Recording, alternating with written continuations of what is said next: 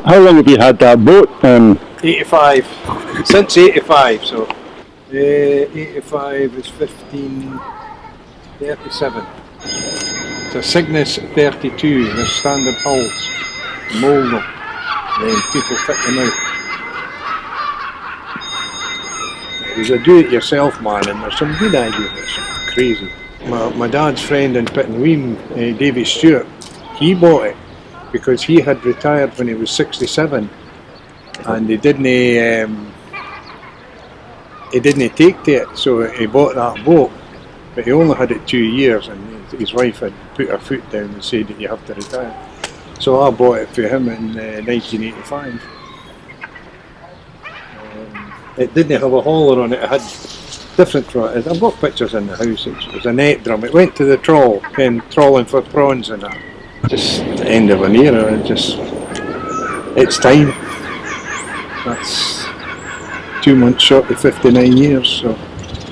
Left the school, went onto the boat with my dad and my 3 brothers, so I don't know anything else. I've never filled in a timesheet, had an interview or a CV.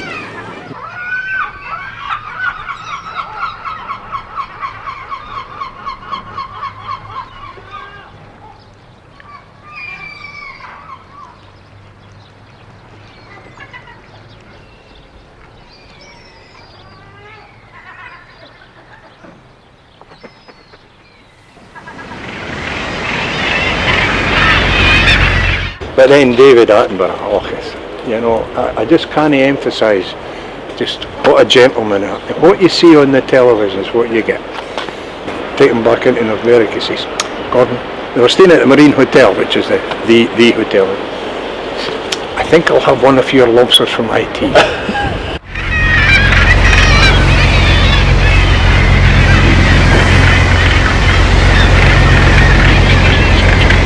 Chris Packham was the same.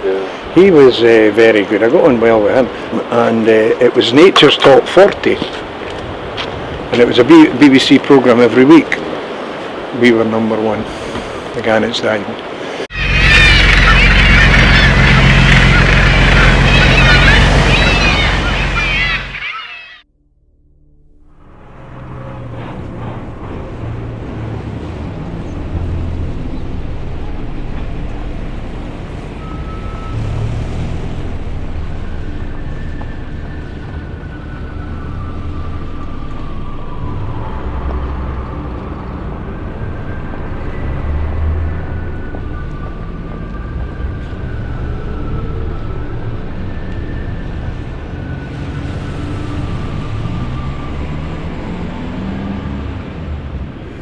Right, the exhibition's called Dunbar, a Safe Haven, and basically what we're trying to portray here is what the harbour meant to Dunbar throughout the ages, right from pre-medieval times right up to the present.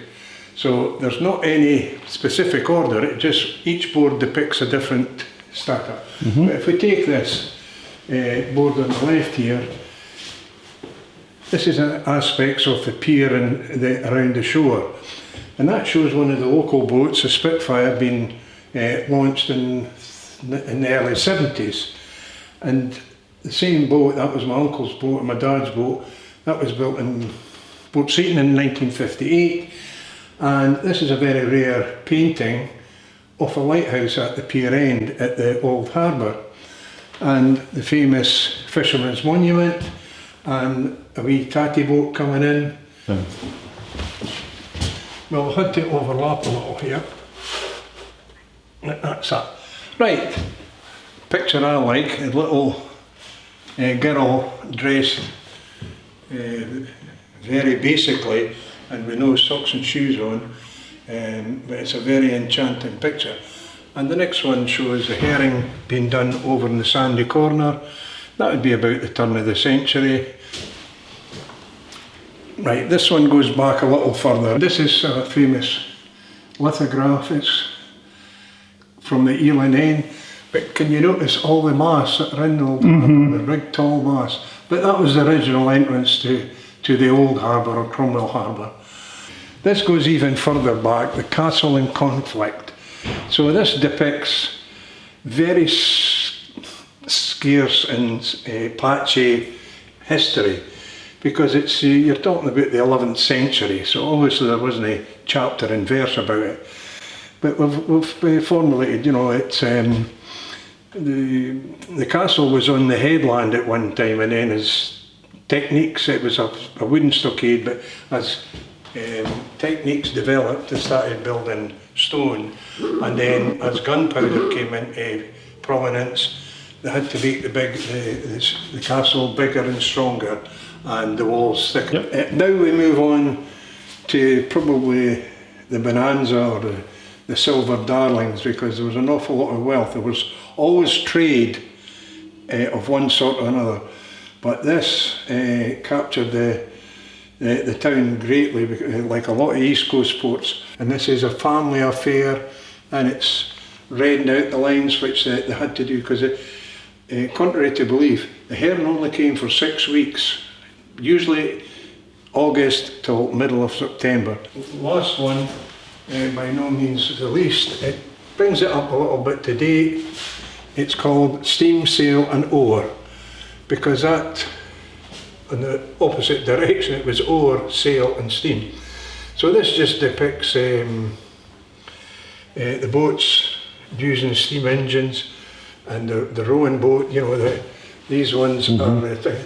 Angling was a great thing. The tourist yacht club was set up in the early 60s, and this is the latest one, is the rowing coastal club with the skiffs and the bottom, ironically enough, is a fishing boat coming in having to be oared because there's no wind.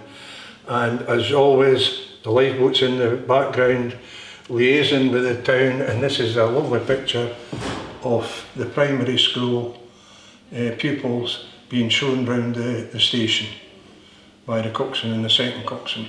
Thank you. That's good.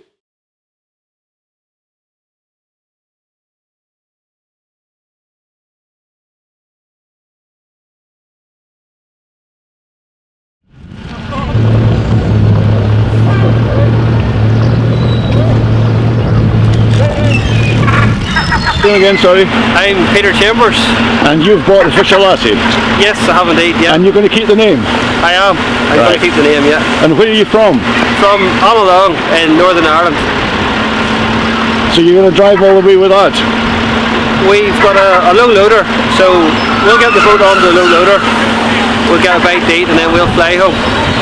Oh, you're going to fly home? We'll fly home, yeah. Right. And we're expecting delivery of the boat on Thursday. You're going to say they're going to sail across to Ireland, are they? No, the boat's going on a trailer and low loader. All right. Yeah, we're going to get delivery of the boat on Thursday. So another crane organised for Thursday for offloading.